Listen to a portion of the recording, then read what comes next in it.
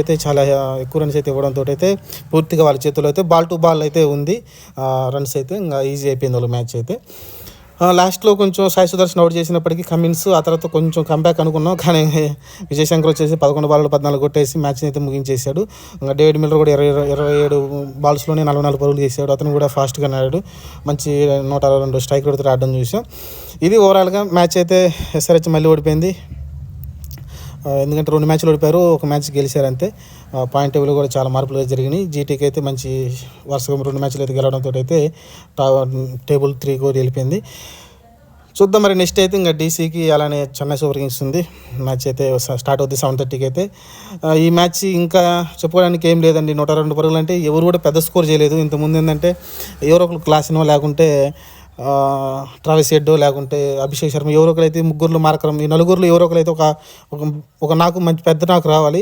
ఈ నలుగురు నుంచి